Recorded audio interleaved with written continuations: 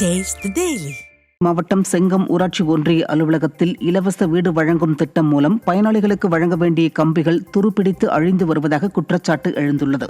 செங்கம் ஊராட்சி ஒன்றிய அலுவலகத்தில் பிரதமர் வீடு வழங்கும் திட்டத்தின் மூலம் பயனாளர்களுக்கு வழங்க வேண்டிய இரும்பு கம்பிகள் வழங்கப்படாமல் ஊராட்சி ஒன்றிய அலுவலகத்திலேயே துருப்பிடித்து பயனற்ற முறையில் அழிந்து வருவதாக மக்கள் புகார் தெரிவித்திருக்கின்றனர். திறனற்ற திமுக ஆட்சியில் மக்களுக்கு வழங்க வேண்டிய கம்பிகளை அதிகாரிகள் அலட்சியத்துடன் முறையாக பராமரிப்பின்றி போட்டு வைத்திருப்பதாக பொதுமக்கள் குற்றம் சாட்டுகின்றனர். திருவள்ளூர் மாவட்டம் பூந்தமல்லி பகுதியில் சாலைகளில் சுற்றித் திரியும் மாடுகளால் விபத்துகள் நிகழும் அபாயம் ஏற்பட்டுள்ளது.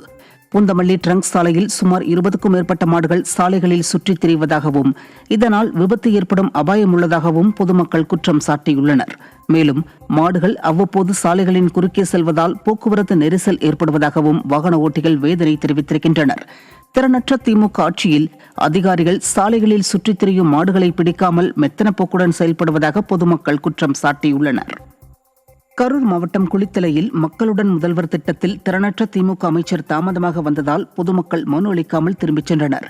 குளித்தலை சட்டமன்ற தொகுதிக்குட்பட்ட ஊராட்சிகள் சார்பில் திம்மாச்சிபுரம் அரசு மேல்நிலைப் பள்ளியில் மக்களிடம் திமுக அமைச்சர் மதிவேந்தன் மனு வாங்கும் நிகழ்ச்சி நடைபெற்றது. இந்த நிகழ்ச்சி காலை 10 மணிக்கு துவங்கும் என்பதால் பொதுமக்கள் மனு அளிப்பதற்காக முன்னரே வந்து காத்திருந்தனர்.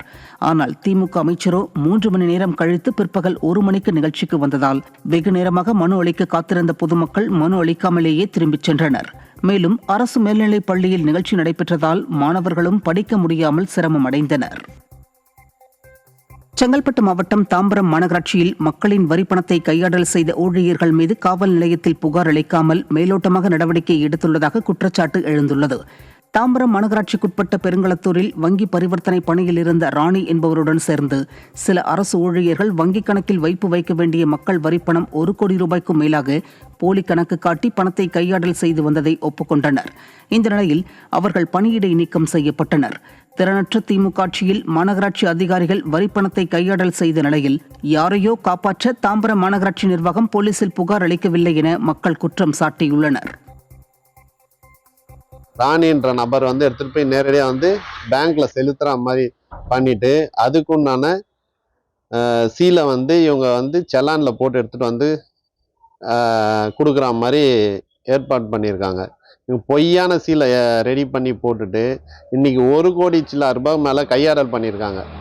ஆனால் இதுக்கு துறை ரீதியான நடவடிக்கை எடுத்திருக்காங்களே தவிர அரசாங்கத்தால் சட்ட ரீதியான நடவடிக்கை எதுவுமே எடுக்கலை. இதை யாரை காப்பாற்றுறதுக்காக இந்த செயலை செஞ்சுருக்காங்க.